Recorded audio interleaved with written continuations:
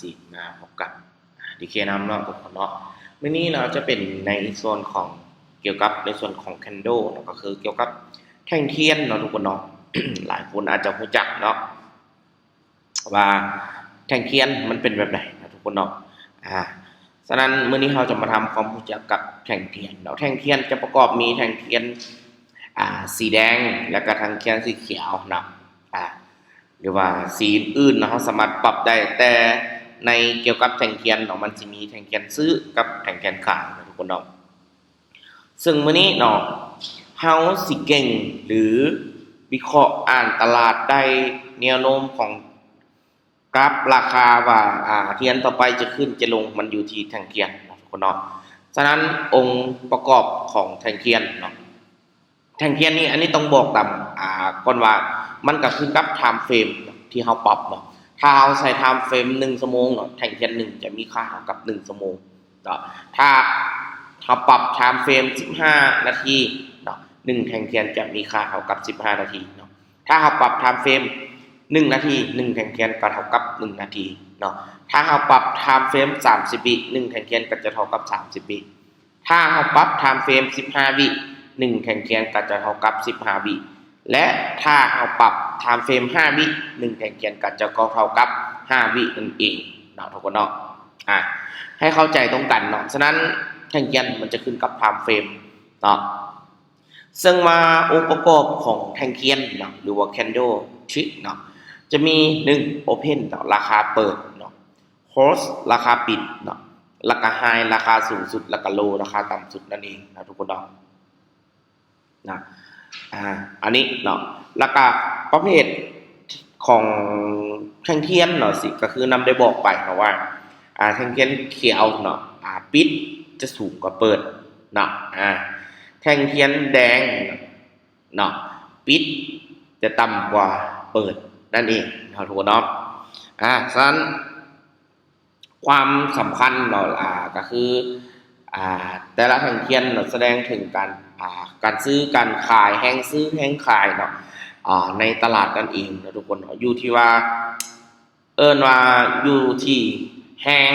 ตัวอย่างว่าเทียนเขียวใหญ่ๆยาวๆสูงๆเนาะก็ว่าแห่งซื้อในตลาดค่อนข้างว่าสูงเนาะถ้าว่าโอเคแท่งเทียนแดงน้อยเนาะอันนี้ก็ว่าในตลาดเนี่ยแห่งขายก็จะน้อยนั่นเองนะทุกคนเนาะซึ่งว่าองค์ประกอบของแท่งเทียนเนาะยกตัวอย่างเนาะก็คือ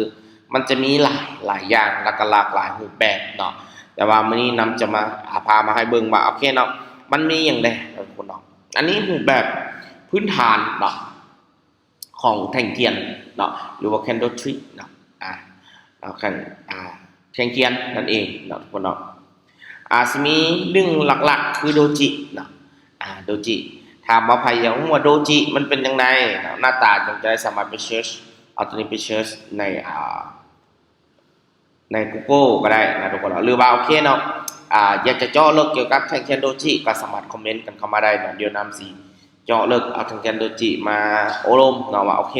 มันเป็นแบบไหนนั่นเองนะทุกคนเนาะโดจิเนาะสังเกตคำอธิบายก็คือราคาเปิดแล้วก็ปิดจะใกล้เคียงกันเนาะถ้าคนที่อ่านแบบนี้ก็น่าจะเข้าใจแล้วก็เห็นภาพว่าโอ้โดจิมันเป็นแบบนี้นั่นเองเนาะก็คือโดจิเนาะจะเป็นว่าจะมุมมองก็คือมันจะเป็นแท่งเทียนหนึ่งที่ว่าค่อนข้างมีโอกาสเปลี่ยนผันทิศทางของตลาดได้นะทุกคนเนาะอาจจะเป็นตอนนี้ราคาขึ้นอยู่เนาะปัจจุบันราคาขึ้นกำลังบายขึ้นอยู่ดีๆเนาะบังเอิญว่ามีแท่งเทียนโดจิเนาะตลาดอาจจะส่งสัญญาณบอกว่าโอเคเนาะในขณะนี้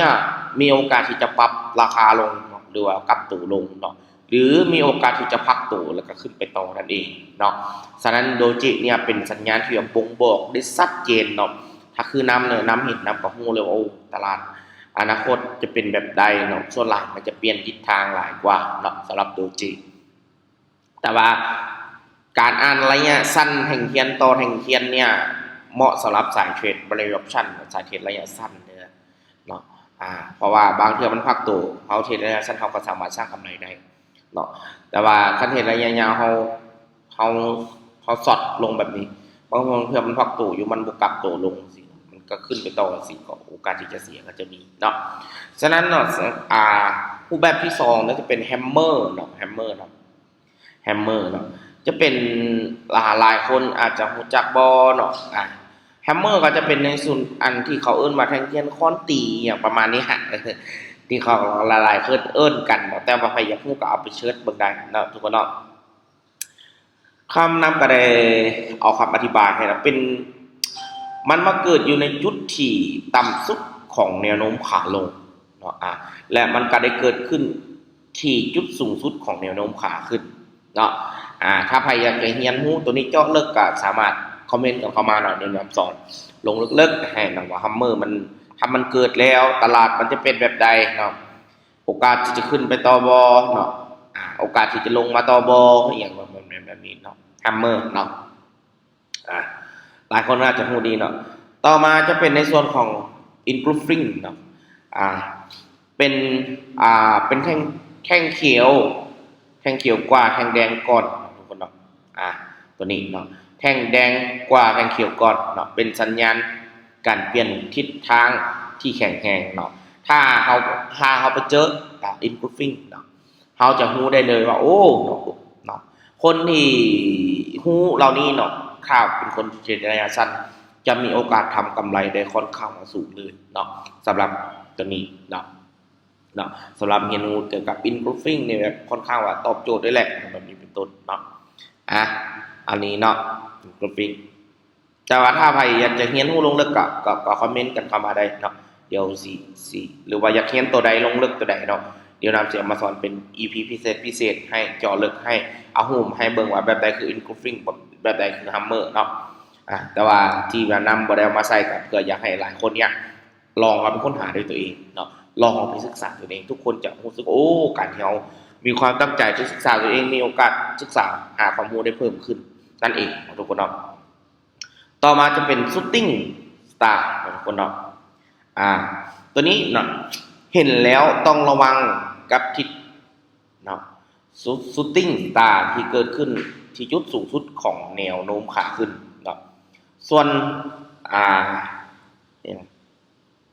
Hanging Man อาจจะเกิดขึ้นที่จุดต่ำสุดของแนวโน้มขาลงเนาะตัวนี้ก็สำคัญหลายเด้อตัวนี้สำคัญหลายเนาะตัวนี้นี่ใช้สำหรับใครที่ว่าโอเคเฮาที่ว่าสิเทรดระยะยาวก็ได้เนาะตัวนี้จะบ่งบอกถึงจุดกลับตัวของตลาดได้อย่างชัดเจนเนาะสมมุติกำลังขึ้นเขียวอยู่ดีๆฮู้เลยเนาะถ้าไผฮู้ข้อนี้นะจะฮู้เลยว่าตลาดตอนนี้กำลังสิเปลี่ยนขาลงเป็นลงแดงเนาะเป็นแนวโน้มขาลงแบบนี้เป็นต้นเนาะแต่ว่าสายเทรดสำหรับระยะสั้นก็ยังตอบโจทย์คือเก่าเนาะก็ยังคงหากำไรได้คือเก่าเพราะว่ามันเปลี่ยนปุ๊บมันก็สิเป็นแท่งเทียนแดงเนาะมันแล้วมันจะค่อยๆลงถึงจะมีเทียนเขียวข้อแทรกก็ยากแต่ว่าเขาก็ยังทำกำไรได้นั่นเองนะทุกคนเนาะอันนี้เนาะจะเป็นรูปแบบของแท่งเทียนเนาะขั้นพื้นฐานเลยเนาะใครอยากรู้ตัวใดเนาะสามารถก็เอาข้อมูลเหล่านี้หรือว่าเอา